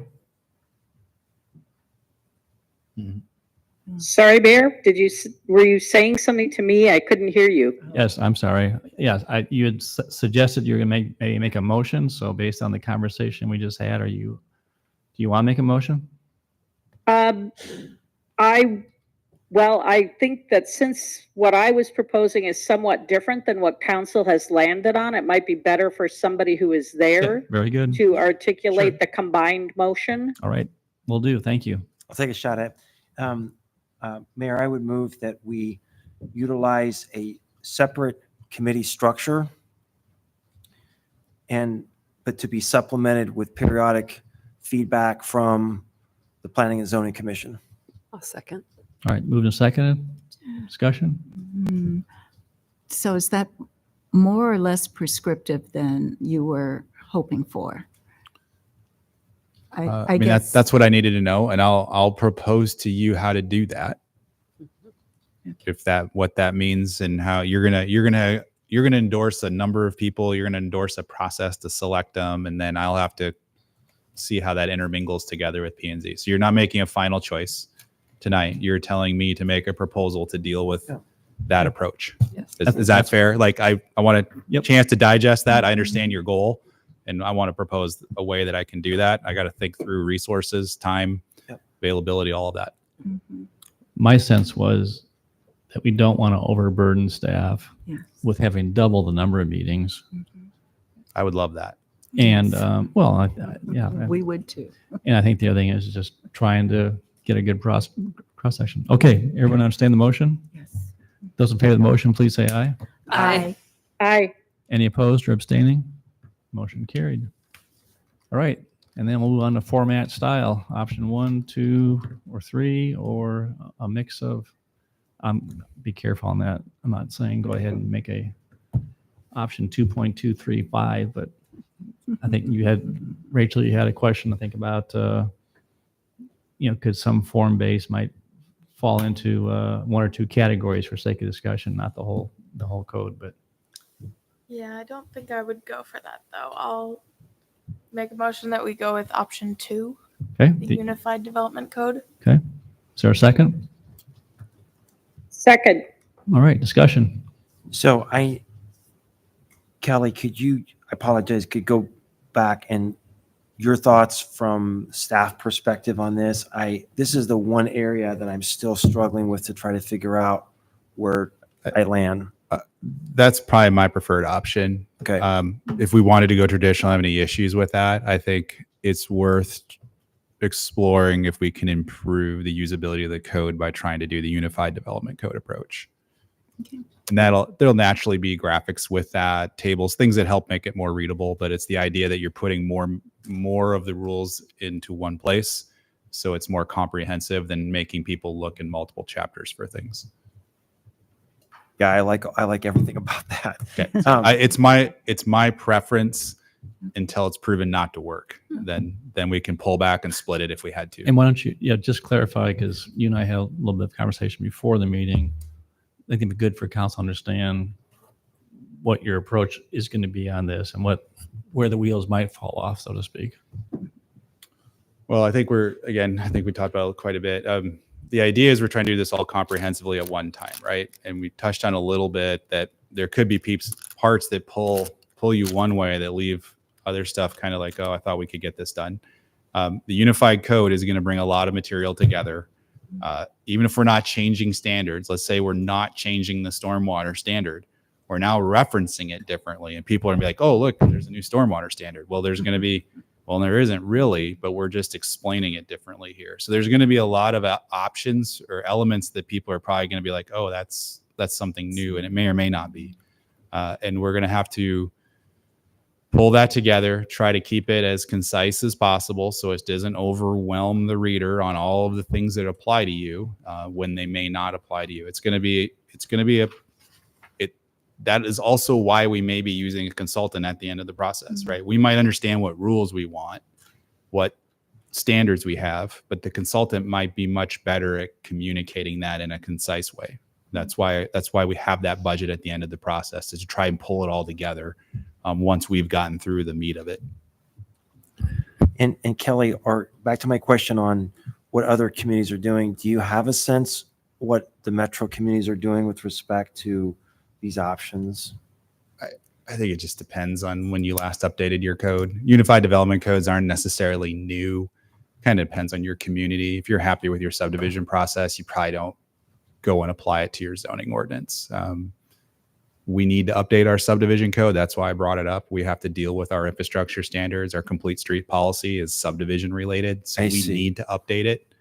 That's the main driver of why I want to combine them. Okay, thanks. Also, you said that there was, I think, a great variety in the metro area too. Some haven't done you can just comment on that. Right. Like, so one of your examples is Johnston. They adopted a new code. They used a consultant to do that 3 years ago tops. Ankeny's in the process of doing it. They've gotten stuck, kind of like we did with Plan 2040 for a while, kind of stalled out. They haven't adopted the new one, but they've been trying to update it for a little while. Des Moines is a brand new code. Well, brand new. It's about 4-ish years old and they're form-based. But then you have someone like West Des Moines that hasn't rewritten their whole zoning ordinance. So it's kind of more traditional. They haven't had a reason to rewrite everything. And it all kind of depends on the timing of when these cities look to update their codes. And a lot of cities rely on one-off zoning districts like the PUD process or a planned commercial. So they kind of just approve everything ad hoc on a custom basis.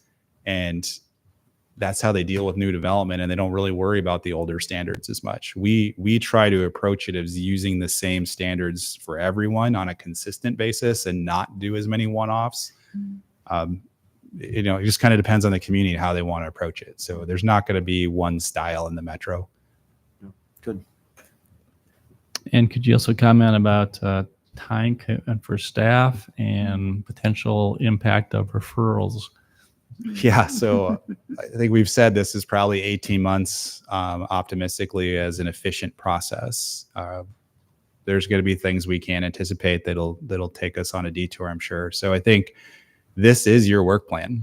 That's how I view this. If you tell us to do this, my schedule when I come back to you is this is my work plan.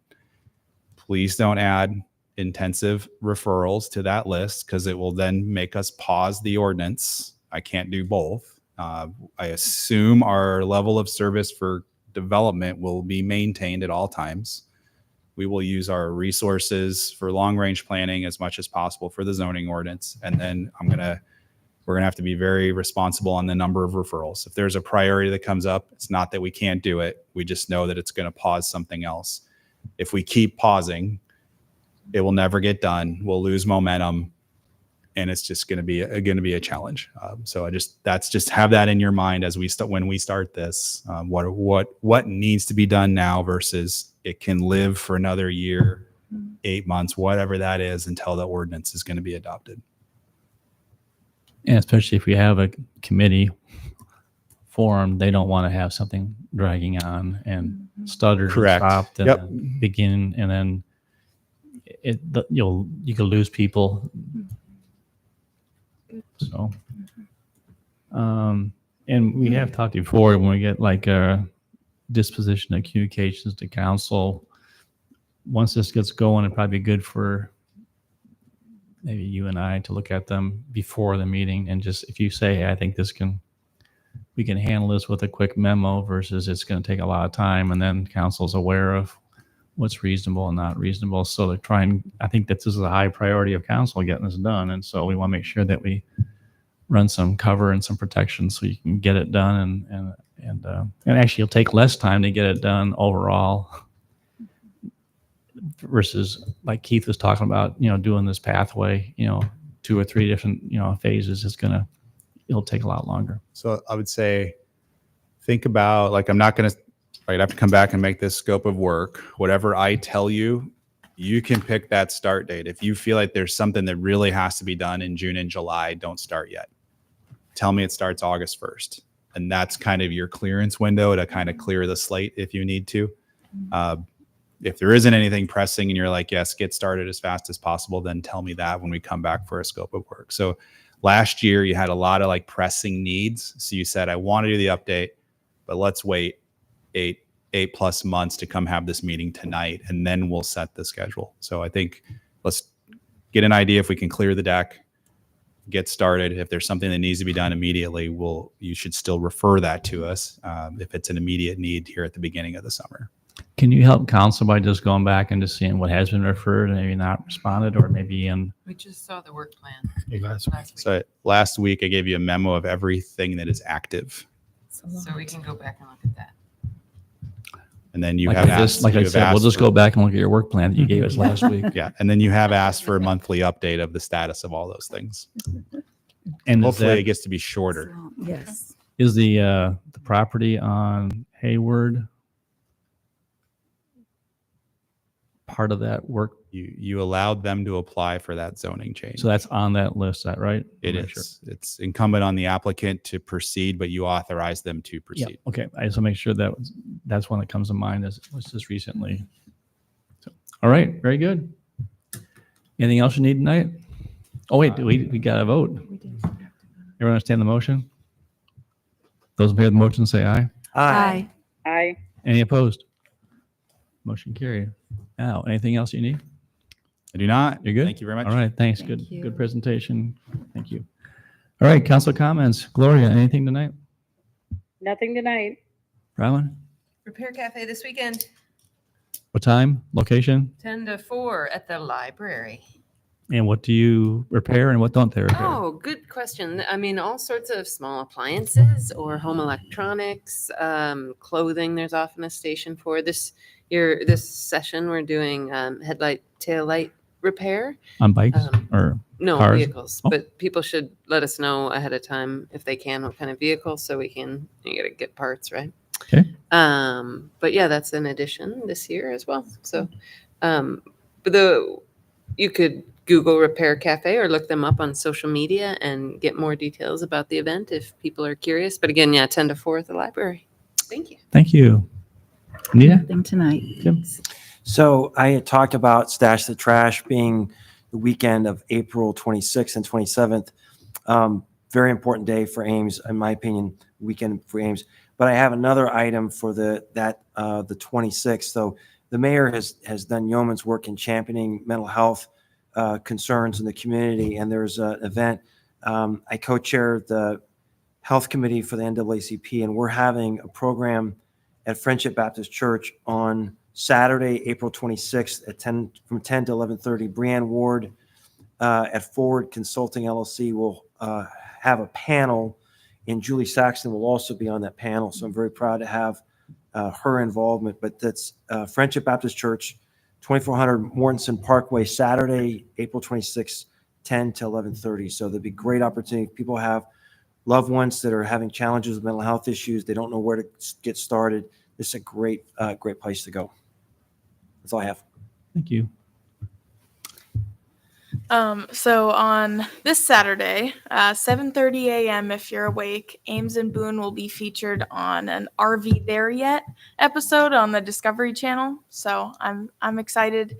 I will not be watching it at 7:30 a.m. on Saturday, but it will be exciting to see Ames featured. Good deal. All right. And next Monday is the inauguration of a new incoming president and vice president, and presume others, for student government, ISU student government. And just want to say thank you to the current student government. They've been fantastic in terms of the partnership and been very proactive. And so we thank them for their service and look forward to working with the new administration coming up. So with that, entertain motion to adjourn. Move to adjourn. Second. All right, those in favor say aye. Aye. Aye. All right, we are adjourned. Thanks for coming. Thank you. Good night, everybody.